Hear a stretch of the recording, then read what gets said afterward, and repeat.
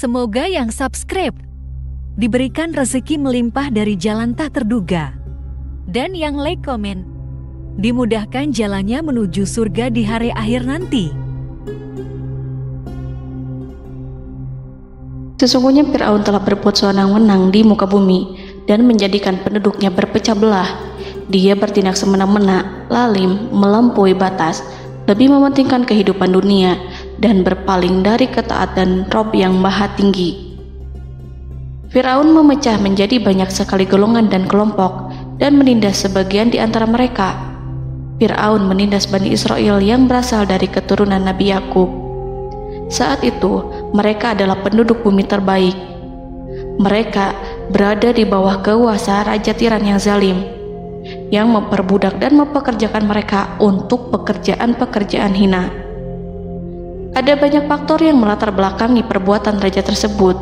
Selain karena kebencian, ada juga faktor ramalan yang beredar pada saat itu. Bani Israel mengalami siksaan dan penyiksaan yang tak terkira. Nabi Musa diutus oleh Allah Subhanahu wa Ta'ala untuk membebaskan Bani Israel, dan telah berulang kali memperingatkan Fir'aun agar membebaskan kaumnya. Namun Fir'aun tetap bersikeras dan menolak. Suatu hari Allah Subhanahu wa Ta'ala memerintahkan Nabi Musa untuk kembali kepada Fir'aun dan menunjukkan mukjizat. Di sana Nabi Musa menunjukkan beberapa mukjizat, termasuk mengubah tongkatnya menjadi ular raksasa dan di tangannya mengeluarkan cahaya. Namun Fir'aun tetap ingkar, dan dari situlah awal mula kehancuran Fir'aun dan pengikutnya. Tentang bagaimana detail kisah lengkapnya serta kelanjutan nasib Fir'aun, dari mana awal mula keangkuhan Fir'aun sampai mengakui dirinya sebagai Tuhan, serta dari mana sumber kekayaan Fir'aun yang sampai penasihatnya saja Qorun bisa membangun istana megah, akan dibahas lengkap di sini. Namun sebelum saya melanjutkan kisahnya, dimohon kepada pemirsa untuk menonton video ini sampai selesai, supaya tidak ada kesalahpahaman dalam memahami isi cerita, serta mohon bantu channel ini semakin berkembang dengan cara subscribe dan berikan like serta komen positifnya. Semoga bantuan pemirsa sekalian menjadi amal jariah dan bernilai pahala di sisinya. Bismillahirrahmanirrahim. Fir'aun menguasai seluruh negeri. Seiring dengan makmurnya negeri Mesir, kekuasaan Fir'aun semakin hari semakin bertambah. Fir'aun berkuasa tanpa ada yang berani menentang, dan dia membuat keputusan sesuka hatinya. Bahkan dengan kesombongannya, dia sampai berani mengaku sebagai Tuhan. Gelar Fir'aun Raja Mesir kuno punya pengaruh besar yang diyakini sebagai seorang yang bertanggung jawab untuk melindungi dunia pada saat itu. Fir'aun bukanlah nama seseorang, melainkan sebutan dalam Al-Quran yang merujuk pada seorang Raja Mesir yang sombong, suka menindas, dan sering melampaui batas, yang hidup ketika Nabi Musa alaihi salam bayi sampai dirinya dibinasakan oleh Allah di Laut Merah. Fir'aun merupakan sebuah gelar bagi raja-raja Mesir yang muncul di era New Kingdom. Pendapat Syekh Abdurrahman As-Sadi mengatakan bahwa Fir'aun merupakan gelar yang diberikan kepada raja-raja Mesir, sebagaimana Raja Babil disebut Namrud, Raja Habasyah disebut An-Najasyi, Raja Yaman disebut Al-Qil, atau Raja Persia yang disebut Kisra, penguasa Roma yang dijuluki Kaisar. Sebutan Fir'aun dalam Al-Quran ini menjurus pada Raja Mesir yang hidup pada tahun 1527 sampai 1407 sebelum Masehi. Fir'aun dikhususkan untuk menyebut penguasa Mesir yang membangkang dan tidak beriman kepada Allah Subhanahu wa Ta'ala. Sedangkan yang beriman kepadanya dikenal dengan nama Malik, yang saat itu hidup di zaman Nabi Yusuf alaihi salam. Sebagian ahli sejarah mengatakan bahwa penguasa Mesir pada masa Nabi Yusuf disebut Al-Malik atau Raja, tidak disebut Fir'aun, karena kedua penguasa ini berbeda asal daerahnya. Penguasa Mesir pada masa Nabi Yusuf berasal dari Mesir pesisir, sehingga mudah untuk menerima perubahan. Sedangkan Fir'aun pada masa Nabi Musa berasal dari pedalaman Mesir yang mempunyai watak dan karakter keras serta kolot. dan tidak mudah menerima orang-orang di luar kalangan mereka. Dari keterangan di atas dipahami kenapa penguasa Raja Mesir pada masa Nabi Yusuf percaya kepada Nabi Yusuf dan mengikuti agama Nabi Yusuf yaitu Islam, kemudian diikuti oleh rakyatnya. Sebagian ahli sejarah menyamakan Fir'aun dengan Mas'ab ibnu Royan. Ada pula yang menyatakan bahwa Fir'aun anaknya Walid ibnu Mas'ab ibnu Royan dari salah satu kaum Ad. Para Fir'aun Mesir kuno memperoleh kekayaan dan membangun kerajaan mereka yang megah melalui berbagai sumber. Beberapa sumber utama kekayaan dan pembangunan kerajaan Fir'aun adalah sumber daya alam. Mesir kuno diberkati dengan sumber daya alam yang melimpah, termasuk emas, tembaga, dan batu mulia yang ditambang dari wilayah gurun dan lembah. Sungai Nil juga menyediakan tanah yang subur untuk pertanian yang menjadi dasar ekonomi Mesir kuno. Air yang sangat penting ini memungkinkan kota-kota tumbuh di tengah gurun. Lonjakan air dan nutrisi itu mengubah lembah Nil menjadi tanah pertanian yang produktif. Menurut Organisasi Pangan dan Pertanian PBB, petani Mesir kuno adalah salah satu kelompok pertama yang melakukan pertanian dalam skala besar, menanam tanaman makanan seperti gandum, serta tanaman industri seperti rami untuk membuat pakaian. Sungai Nil mengalir ke utara sejauh 4.160 mil dari timur tengah Afrika ke Laut Tengah, yang memberikan Mesir kuno tanah subur dan air untuk irigasi. Untuk memaksimalkan pemanfaatan air Sungai Nil, petani Mesir kuno mengembangkan sistem irigasi cekungan. Mereka membangun jaringan tanggul berbahan tanah untuk membentuk cekungan. Kemudian mereka menggali saluran untuk mengarahkan air banjir ke dalam cekungan, di mana air akan menggenang selama sebulan hingga tanah jenuh dan siap untuk ditanami. Selain itu, Sungai Nil dapat dimanfaatkan untuk mengangkut material proyek-proyek konstruksi. Untuk mendapatkan manfaat dari Sungai Nil, orang yang tinggal di tepi sungainya harus mencari cara mengatasi banjir tahunan sungai ini. Untuk memprediksi apakah mereka akan menghadapi banjir yang bisa mengakibatkan panen buruk, orang Mesir kuno membangun nilometer atau pilar batu dengan tanda menunjukkan tingkat air. Mereka mengembangkan keterampilan dan teknologi baru dari pertanian hingga pembuatan perahu dan kapal. Sungai Nil juga merupakan rute transportasi penting karena memainkan peran sentral dalam peradaban Mesir kuno. Orang Mesir menjadi ahli dalam membangun perahu dan kapal untuk mengangkut berbagai barang, termasuk ternak, sayuran, ikan, roti, dan kayu. Mesir kuno memiliki perdagangan yang berkembang dengan wilayah Afrika Timur dan Tengah serta Mediterania Timur. Perdagangan ini tidak hanya mencakup barang-barang mewah, tetapi juga bahan pangan dan bahan baku. Fir'aun juga memiliki semua tanah di Mesir dan mengumpulkan pajak dari rakyatnya. Raja Fir'aun juga memperlakukan rakyat dengan kejam tanpa belas kasihan. Ia memeras pajak yang tinggi dan menjadikan kaum Bani Israel sebagai budak kerajaan. Mereka juga menerima upeti dari negara-negara yang dikalahkan atau ingin menjaga hubungan baik dengan Mesir. Bahkan Fir'aun juga memiliki proyek konstruksi untuk membangun struktur megah seperti piramida, kuil, dan monumen yang tidak hanya menunjukkan kekuasaan dan kekayaan mereka, tetapi juga berfungsi sebagai pusat administrasi dan agama.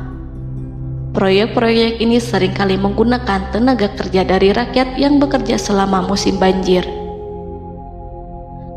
Kekayaan dan kerajaan megah Fir'aun merupakan hasil dari pengelolaan sumber daya yang efisien, eksploitasi sumber daya alam, dan kebijakan ekonomi yang cerdas.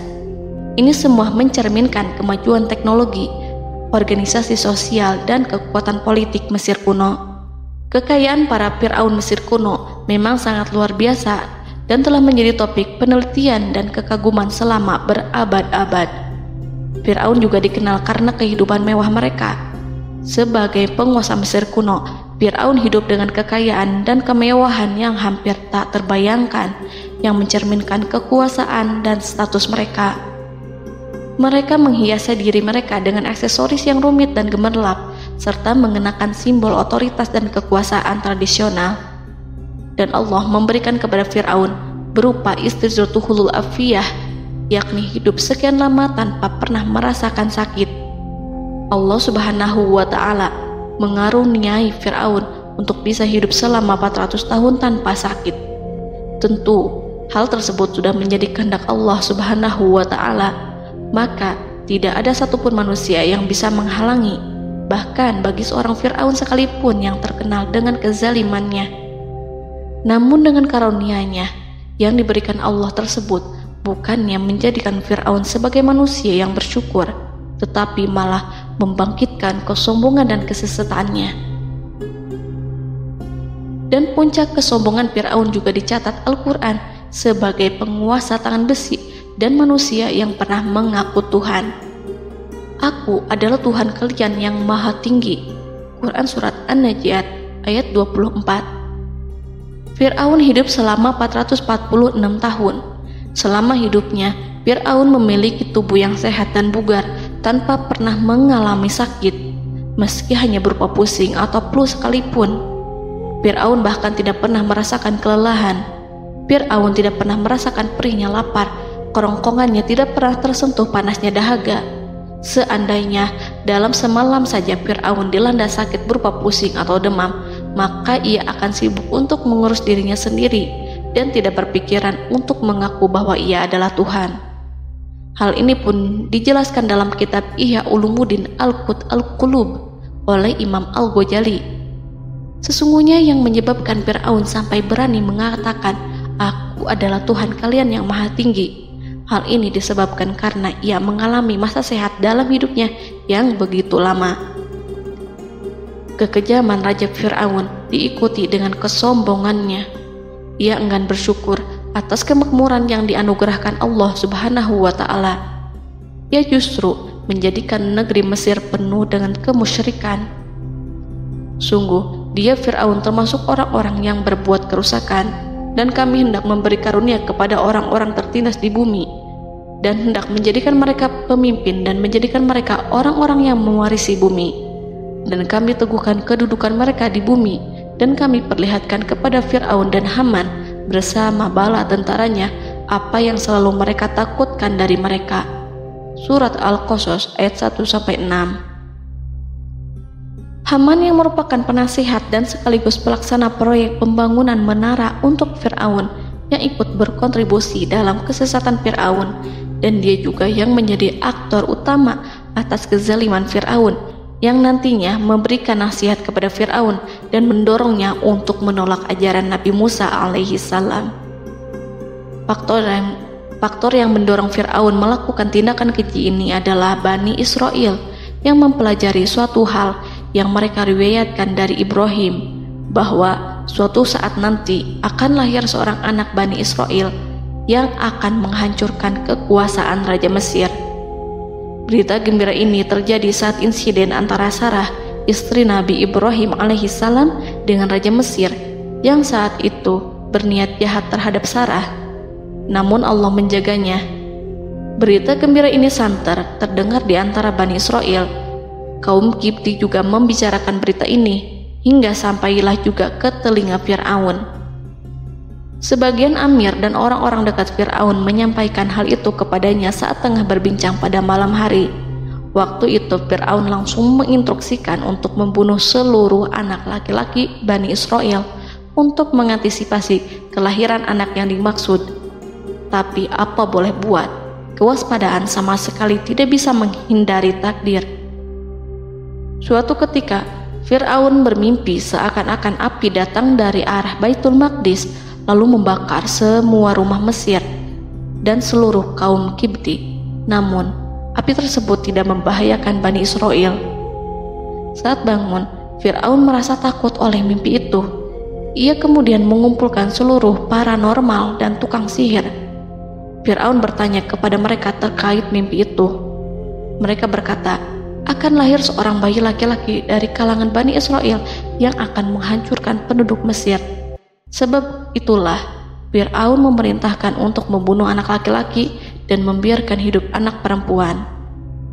Fir'aun sangat mewaspadai agar Musa tidak lahir, hingga menunjuk sejumlah laki-laki dan dukun beranak berpatroli memeriksa para wanita hamil dan mendata waktu kelahiran mereka. Jika ada yang melahirkan anak laki-laki, si bayi langsung disembelih oleh para algojo seketika itu juga. Allah berfirman, "Kami mengilhamkan kepada ibu Musa, susuilah dia Musa. Jika engkau khawatir atas keselamatannya, hanyutkanlah dia ke sungai Nil dalam sebuah peti yang mengapung. Janganlah engkau takut dan janganlah pula bersedih. Sesungguhnya kami pastikan mengembalikan kepadamu dan menjadikan sebagai salah seorang rasul." Surat Al-Qasas ayat 7. Pada saat itu, ibu Musa yang bernama Ayarika, ada juga yang menyebut Ayah Zakat, merasakan kesedihan yang amat dalam dan sudah mengantisipasi sejak pertama kali mengandung Musa. Kehamilannya ini memang tidak terlihat. Harun lahir pada tahun ketika hukuman mati bagi lelaki tidak berlaku, sementara Musa lahir pada tahun di mana bayi laki-laki harus dibunuh. Saat melahirkan, ibunya mendapat ilham agar Musa kecil diletakkan di dalam peti yang diikat dengan tali. Rumahnya tepat di hulu sungai Nil. Ia menyusui Musa, kemudian ketika khawatir pada seseorang, ia meletakkan Musa di peti itu, lalu dilepaskannya ke lautan, sementara talinya tetap dipegang. Setelah semua orang pergi, ia tarik kembali peti itu. Namun suatu hari, ibu Musa melepaskan peti itu, tetapi dia lupa tidak mengikatnya dengan tali, sehingga peti berisi Musa kecil itu hanyut bersama aliran sungai Nil hingga melintas tepat di depan istana Fir'aun. Selir-selir Fir'aun itu memungut peti dalam kondisi tertutup rapat. Mereka tidak berani membukanya. Peti itu kemudian diletakkan di depan istri Fir'aun, Asiyah binti Muzahim. Ada pendapat yang mengatakan bahwa Asiyah berasal dari Bani Israel dari keturunan Musa. Saat membuka penutup peti dan menyingkap tirai penutupnya, Asiyah melihat wajah Musa kecil memancarkan sinar-sinar nubuah kemuliaan. Begitu melihatnya, Asiyah langsung jatuh hati dan sangat mencintainya. Saat Fir'aun tiba, ia berseru, "Apa ini?" Kemudian ia memerintahkan untuk menyembelihnya, tetapi sang istri meminta agar bayi tersebut diberikan kepadanya. Sang istri berkata, "Dia adalah penyejuk mata hati bagiku dan bagimu." Fir'aun menimpali, "Iya, bagimu, tapi bagiku tidak. Aku tidak memerlukan bayi itu." Petaka memang selaras dengan tutur kata. Kata-kata istri Fir'aun, mudah-mudahan dia bermanfaat kepada kita. Allah memberikan manfaat yang ia harapkan. Di dunia, Allah memberikan hidayah padanya melalui sosok Musa, dan di akhirat, Allah menempatkan dia di surganya karena Musa. Atau kita ambil dia menjadi anak. Keduanya pun mengadopsi Musa karena mereka berdua tidak punya anak. Perkataan Asiyah ini diabadikan dalam Al-Quran surat Al-Qasas ayat 9. Dan berkatalah istri Fir'aun, "Ia adalah penyejuk mata hati bagiku dan bagimu. Janganlah kamu membunuhnya. Mudah-mudahan ia bermanfaat kepada kita, atau kita ambil ia menjadi anak, sedangkan mereka tidak menyadari." Dalam ayat ini Allah Subhanahu wa Ta'ala berfirman yang artinya, sedangkan mereka tidak menyadarinya. Ibnu Katsir menjelaskan maksud dari ayat ini, mereka tidak mengetahui apa yang dikehendaki Allah, bahwa di tangan anak itulah terjadinya kehancuran masa depan Fir'aun dan bala tentaranya. Mereka tidak mengetahui hukuman besar Allah yang dikehendaki terhadap Fir'aun dan pasukannya. Mereka tidak tahu bahwa Allah menakdirkan mereka untuk memungutnya. Saat Musa tinggal di kediaman Fir'aun, pihak keluarga ingin menyusuinya. Namun Musa tidak mau menerima susu wanita manapun. Ia juga tidak mau makan, hingga mereka dibuat bingung karenanya. Mereka berusaha sebisanya untuk memberi Musa makan, namun Musa tidak mau. Seperti yang Allah sampaikan dalam surat Al-Qasas ayat 12. dan kami cegah dia Musa menyusu kepada perempuan-perempuan yang menyusuinya sebelum itu. Mereka kemudian mengirim Musa bersama para dukun beranak dan sejumlah wanita ke pasar. Mungkin Musa mau menyusu pada seorang wanita di sana. Saat semua orang berdiri di hadapan Musa, saudari Musa melihatnya. Ia tak memperlihatkan sikap seakan-akan mengenal bayi yang sebenarnya adalah adiknya. Mereka kemudian pergi bersama saudari Musa itu ke kediaman Musa. Musa kecil kemudian digendong ibunya untuk menyusui bayi itu. Bayi yang tidak lain adalah anaknya sendiri, langsung menyusu dengan lahap. Melihat hal itu, mereka merasa sangat puas dan gembira. Mereka pun melaporkan peristiwa yang sangat menggembirakan itu kepada Asia. Asia meminta agar perempuan yang tidak lain adalah ibunya Musa itu untuk menetap bersamanya dan memohon kebaikan serta kesediaannya. Namun, perempuan itu menolaknya seraya berkata, "Sesungguhnya aku mempunyai suami dan anak-anak yang tidak bisa aku tinggalkan. Akan tetapi, aku siap melakukan jika bayi itu dibawa kepadaku ke rumahku." Akhirnya Asia mengutus ajudan kerajaan untuk menyerahkan bayi itu kepada ibunya Musa untuk disusui secara rutin. Asia kemudian memberikan berbagai macam fasilitas kepada ibu Musa berupa biaya nafkah sehari-hari, pakaian-pakaian bagus, dan beberapa hadiah istimewa yang lainnya sebagai kompensasi upah menyusui bayi itu. Akhirnya Musa kecil kembali ke pangkuan ibunya dan berada di bawah asuhannya. Allah telah menyatukan kembali bayi yang bernama Musa itu dengan ibunya sendiri. Fir'aun tidak akan menyangka jika Allah telah mempersiapkan sesuatu yang besar lewat kehadiran Musa kecil di kerajaannya. Sang raja bengis lagi terpedaya oleh banyaknya pasukan yang dimiliki, kekuasaan, dan luasnya kerajaan yang maha agung yang tak terkalahkan, dan takdirnya tak bisa ditentang. Allah telah memutuskan bahwa bayi itu yang dia dan pengikutnya waspadai keberadaannya itu hingga dengan bengis membunuh banyak sekali nyawa yang tak terhitung jumlahnya. Padahal anak tersebut justru tumbuh dewasa di kediamannya, di atas kasurnya, memakan makanannya dan meminum yang ada di rumahnya. Fir'aun sendiri justru mengadopsi dan merawat serta mengasuhnya tanpa menyadari rahasia besar di balik itu. Anak itu yang membuatnya binasa di dunia dan akhirat karena menentang kebenaran yang nyata yang ia sampaikan kepadanya. Nabi Musa tumbuh dan hidup sebagai salah seorang dari keluarga kerajaan hingga mencapai usia dewasanya, di mana ia memperoleh asuhan dan pendidikan sesuai dengan tradisi istana. Allah Subhanahu wa Ta'ala mengaruniakannya hikmah dan pengetahuan sebagai persiapan tugas kenabian dan risalah yang diwahyukan kepadanya.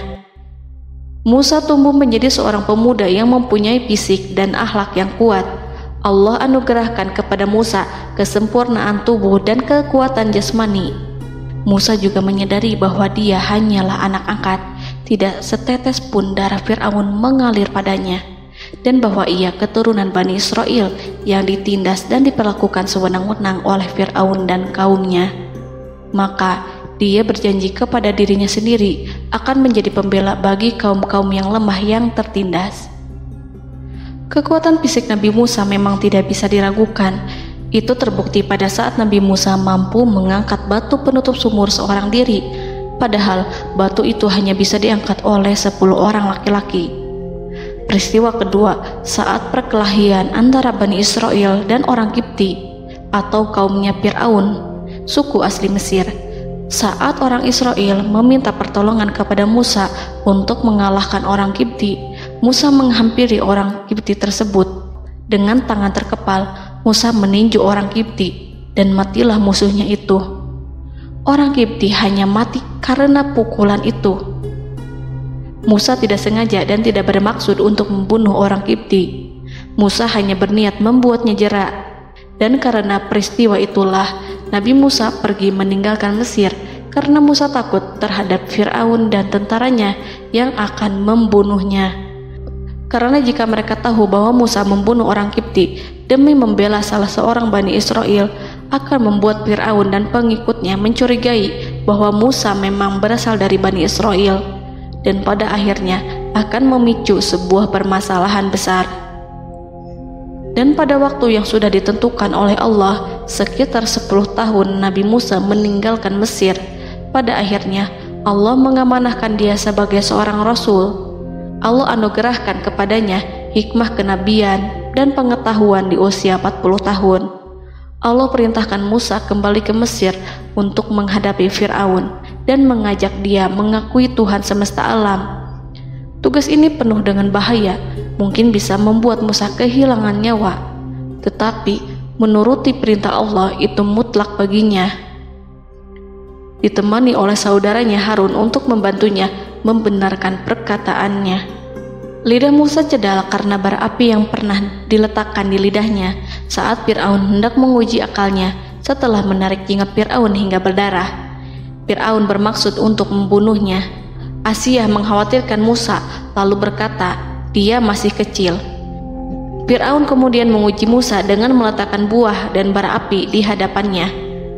Musa kecil hendak bermaksud meraih buah-buahan, tetapi tangannya dialihkan oleh malaikat. Lalu Musa mengambil bara api dan ia letakkan di lidahnya. Lidahnya cedal karena bara api ini. Musa meminta kepada Allah agar kekakuan yang ada di lidahnya dihilangkan sebagian, sebatas agar kata-katanya bisa dipahami, dan tidak meminta untuk dihilangkan secara total, karena para rasul hanya meminta sebatas yang diperlukan.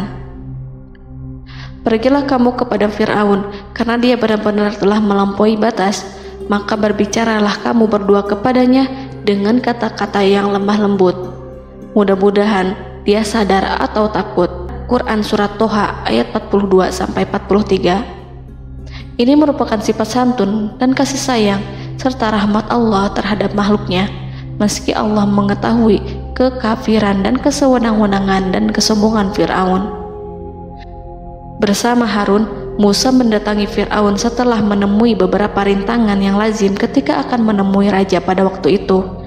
Pertemuan Musa dan Harun juga dihadiri oleh beberapa anggota pemerintahan dan penasihat. Bertanyalah Fir'aun kepada mereka berdua, siapakah kalian berdua ini? Musa menjawab, kami Musa dan Harun adalah pesuruh Allah agar kamu membebaskan Bani Israel dari perbudakan dan penindasanmu dan menyerahkan mereka kepada kami agar mereka menyembah kepada Allah dengan leluasa dan menghindari siksaanmu.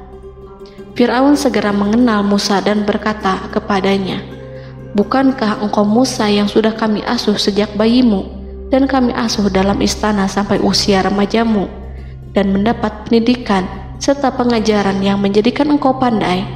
Dan bukankah engkau yang melakukan pembunuhan terhadap diri daripada seorang dari golongan kami? Sudahkah engkau lupa terhadap itu semua dan tak ingat akan jasa kami kepadamu? Musa menjawab, bahwasannya engkau telah mengurus aku sejak kecil. Itu bukanlah jasa yang dapat kamu banggakan, karena jatuhnya aku pada tanganmu akibat dari kekejaman dan kezalimanmu tatkala engkau memerintah agar orang-orangmu menyembelih setiap bayi laki-laki yang lahir, sehingga ibuku membiarkanku mengapung di sungai Nil dan aku dipungut oleh istrimu, sehingga selamatlah aku dari pengejaranmu dan penyembelihanmu. Dan kebaikan yang engkau sebutkan itu sebanding dengan perlakuanmu terhadap sebuah suku bangsa besar, yaitu Bani Israel secara keseluruhan, karena engkau telah menindas dan menjadikan mereka budak-budak untuk melayanimu. Dan mengenai pembunuhan itu merupakan kehilafanku, lalu aku lari darimu karena aku takut kepadamu. Namun peristiwa itu merupakan rahmat dan hikmah yang terselubung bagiku, sebab dalam perantauanku setelah aku melarikan diri dari negerimu ini, Allah Subhanahu wa Ta'ala mengaruniakanku dengan hikmah ilmu dan mengutus aku sebagai Rasul. Maka dalam rangka tugasku sebagai Rasul, datanglah aku kepadamu atas perintah Allah untuk mengajak engkau dan kaummu untuk menyembah Allah dan meninggalkan kezaliman serta penindasanmu terhadap Bani Israel yang kau pekerjakan dan perbudak mereka untuk melakukan pekerjaan dan melayanimu. Fir'aun bertanya, siapakah Tuhan yang engkau sebut-sebut itu, hai Musa? Adakah Tuhan di atas bumi ini selain aku yang patut disembah dan dipuja? Musa menjawab, iya, yaitu Tuhanmu dan Tuhan nenek moyangmu serta Tuhan alam semesta. Fir'aun bertanya, siapakah Tuhan alam semesta itu? Musa menjawab, ialah Tuhan langit dan bumi dan segala yang ada di langit dan di bumi. Berkatalah Fir'aun kepada para penasehatnya dan para pembesarnya, sesungguhnya Rasul yang diutus kepada kamu ini adalah seorang yang gila. Kemudian ia balik bertanya kepada Harun dan Musa, siapakah Tuhan kamu berdua? Akulah Tuhanmu yang paling tinggi. Surat An-Najiat ayat 23-24. Dan Fir'aun berkata, wahai para pembesar kaumku, aku tidak mengetahui ada Tuhan bagimu selain aku. Quran Surat Al-Qasas ayat 38. Fir'aun menentang, padahal ia tahu bahwa ia adalah hamba yang diatur dan Allah lah yang menciptakan dan memberi bentuk rupa, dan mereka mengingkarinya karena kezaliman dan kesombongannya, padahal hati mereka meyakini kebenarannya. Maka perhatikanlah bagaimana kesudahan orang-orang yang berbuat kerusakan. Quran Surat An-Naml ayat 14. Fir'aun beralih memakai kekuasaan dan wibawa yang ia miliki. Fir'aun berkata, jika engkau menyembah Tuhan selain aku akan memasukkanmu ke dalam penjara. Musa berkata, apakah engkau akan melakukan itu sekalipun aku tunjukkan kepadamu suatu bukti yang nyata? Fir'aun menjawab, tunjukkanlah sesuatu yang nyata itu. Maka Musa melemparkan tongkatnya. Tiba-tiba tongkat itu menjadi ular besar, dan Musa mengeluarkan tangan dari dalam bajunya. Tiba-tiba tangan itu menjadi putih bercahaya. Saking ketakutannya hingga membuat Fir'aun terkena diare. Dalam sehari lebih dari 40 kali buang air. Namun Fir'aun sebagai raja yang mengaku Tuhan tentu tidak akan begitu saja menyerah kepada Musa, walaupun telah diperlihatkan 2 mukjizat. Bahkan Fir'aun berkata kepada kaumnya yang dikhawatirkan terpengaruh oleh mukjizat Musa, bahwa apa yang dilakukan Musa merupakan sihir, dan Musa Harun adalah ahli sihir yang datang dengan maksud menguasai Mesir. Salah satu penasehatnya, yaitu Haman, mengusulkan agar mengumpulkan semua ahli sihir dari berbagai penjuru kerajaan untuk bertanding mematahkan sihir Musa, yang tanpa pikir panjang Fir'aun setujui. Fir'aun pun berkata kepada Musa, apa yang kau bawa ini adalah sihir. Kami akan melawanmu dengan sihir yang sama. Fir'aun pun kemudian meminta Musa untuk bertemu pada waktu dan tempat yang disepakati, dan langsung disetujui Nabi Musa tanpa ragu sedikit pun.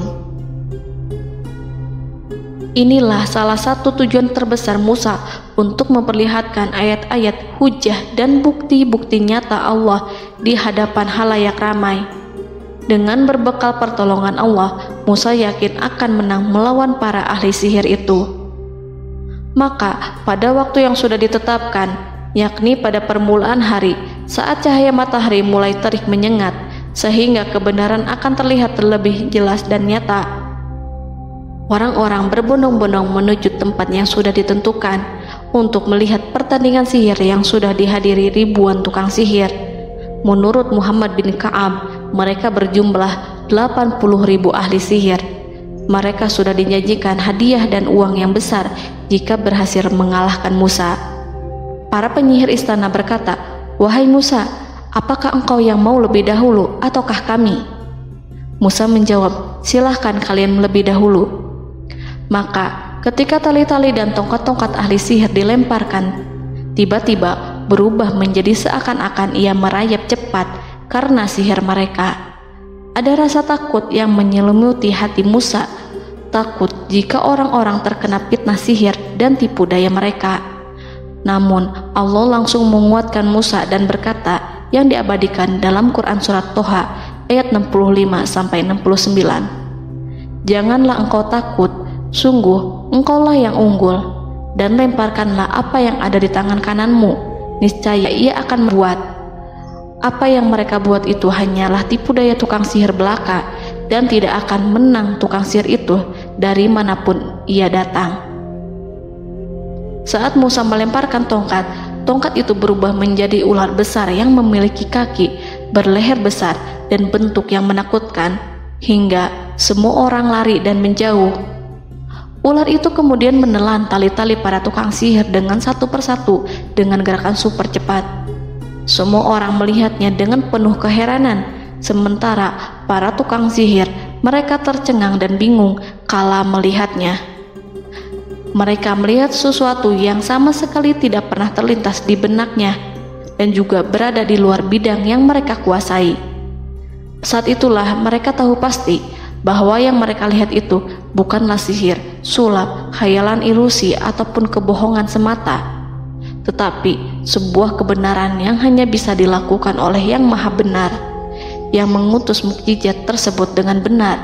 Allah menyingkap tabir kelalaian dari hati mereka, menyinarinya dengan petunjuk yang Ia ciptakan dan menyingkirkan gumpalan keras di hatinya. Mereka segera bertaubat dan tunduk sujud kepadanya.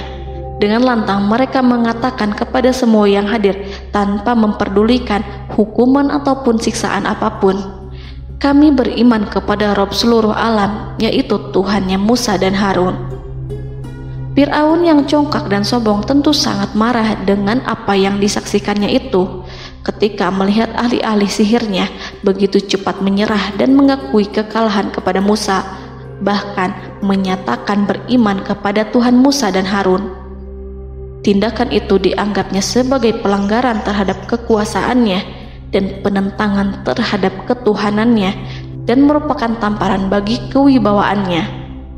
Fir'aun berkata kepada mereka, "Apakah kalian telah beriman kepada Musa sebelum aku memberi izin? Kenapa kalian tidak terlebih dahulu bermusyawarah kepadaku sebelum melakukan tindakan keji di hadapan rakyatku ini? Dia itu pemimpinmu yang mengajarkanmu sihir, dan bukankah ini adalah persengkongkolanmu terhadapku? Musa dapat mengalahkan kamu sebab ia mungkin merupakan guru dan pembesar yang mengajari sihir kepadamu, dan kamu telah mengaturnya, dan sandiwaramu ini tak akan kubiarkan. Akan kupotong tangan dan kakimu secara bersilang, dan sungguh aku akan salib kamu pada pangkal pohon kurma sebagai balasan dan hukuman atas pengkhianatanmu ini." Walaupun melihat langsung kebenarannya, Fir'aun tetap tidak percaya. Dia tidak suka keyakinan para penyihir terhadap Musa. Para penyihir itu yang telah mengakui keimanan mereka kepada Allah tak merasa gentar ataupun takut, karena ketika para tukang sihir itu sujud, mereka melihat rumah dan istana-istana di surga yang telah dipersiapkan untuk mereka. Semuanya dirias untuk menyambut kedatangan mereka. Karena itu, mereka tidak peduli dengan ancaman Fir'aun. Setelah peristiwa kekalahan penyihir Fir'aun dengan mukjizat Nabi Musa itu, Fir'aun serta penasihat dan para pembesarnya, termasuk Haman, merencanakan penindasan yang lebih kejam untuk kaum Bani Israel dan merencanakan pembunuhan terhadap Nabi Musa. Fir'aun khawatir jika gerakan Musa tidak dipatahkan akan mengancam kerajaan dan kewibawaannya yang mengaku sebagai Tuhan.